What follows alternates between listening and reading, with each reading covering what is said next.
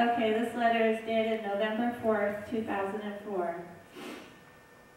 Dear George, you don't mind if I call you George, do you? When you sent me a letter offering your condolences on the death of my son, Specialist Casey Austin Sheehan, in the illegal and unjust war in Iraq, you called me Cindy, so I naturally assume we are on a first-name basis. George, it has been 7 months today since your reckless and wanton foreign policies killed my son, my big boy, my hero, my best friend, Casey. It has been 7 months since your ignorant and arrogant lack of planning for the peace murdered my oldest child. It has been 2 days since your dishonest campaign stole another election. But you all were way more subtle this time than in 2000, weren't you? You hardly had to get the Supreme Court of the United States involved at all this week. You feel so proud of yourself for betraying the country again, don't you? You think you are very clever because you pulled the wool over the eyes of some of the people again. You think that you have some mandate from God, that you can spend your political capital any way that you want. George, you don't care or even realize that 56 million plus citizens of this country have voted against you and your agenda. Still, you are going to continue your ruthless work of being a divider and not a uniter. George, in 2000, when you stole that election and the Democrats gave up, I gave up too. I had the most ironic thought of my life then. Oh well, how much damage can he do in 4 years? Well, now I know how much damage you have done to my family, this country, and this world. If you think I'm going to allow you another 4 years to do even more damage, then you are truly mistaken. I will fight for a true vote count, and if that fails, your impeachment. Also the impeachment...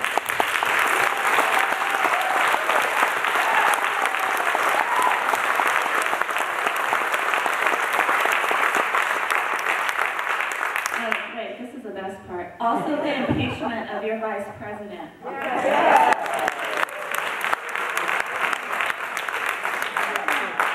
The only thing is, I'm not politically savvy, and I don't have a Karl Rove to plan my strategy, but I do have a big mouth and a righteous cause, which still means something in this country, I hope. All of this lying, fooling, and betraying must be hard work.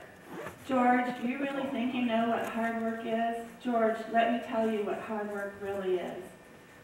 Hard work is seeing your oldest son, your brave and honorable man-child, go off to a war that had, and still has, no basis in reality. Hard work is worrying yourself gray and not being able to sleep for 2 weeks because you don't know if your child is safe. Hard work is seeing your son's murder on CNN one Sunday evening while you're enjoying the last supper you'll ever really truly enjoy again. Hard work is having 3 military officers come to your house a few hours later to confirm the aforementioned murder of your son, your firstborn, your kind and gentle sweet baby. Hard work is bearing your child 46 days before his 25th birthday. Hard work is holding your other 3 children as they lower the body of their big baba into the ground. Hard work is not jumping in the grave with him and having the earth cover you both. But, dear George, do you know what the hardest work of all is? Trying to digest the fact that the leader of the country that your family has fought for and died for generations lied to you and betrayed your dear boy's sense of honor and exploited his courage and exploited his loyalty to his buddies. Hard work is having your country abandon you after they killed your son. Hard work is coming to the realization that your son had his future robbed from him and that you have had your son's future and future grandchildren stolen from you. Hard work is knowing that there are so many people in this world that have prospered handsomely from your son's death. George, I must confess that I and my family worked very hard to redefeat you this time, but you refused to stay defeated.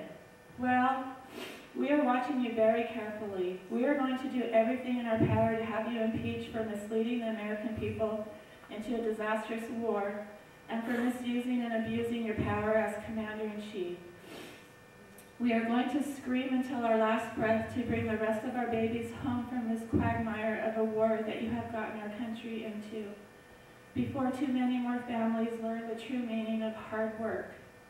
We know it's going to be an uphill battle, knowing how Republican Congress is, but thanks to you, we know the meaning of hard work, and we're not afraid of hard work at all. The 56 million plus citizens who voted against you and your agenda have given me a mandate to move forward with my agenda.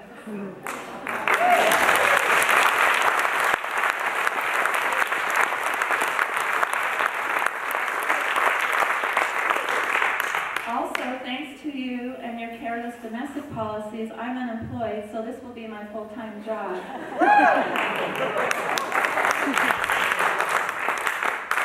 Being your political downfall, and I wanted to put being the stake in your black heart, but people made me take that out. Being your political downfall will be the most noble accomplishment of my life, and it will bring justice for my son and 1,125 so far other brave Americans and tens of thousands of innocent Iraqis your lies have killed.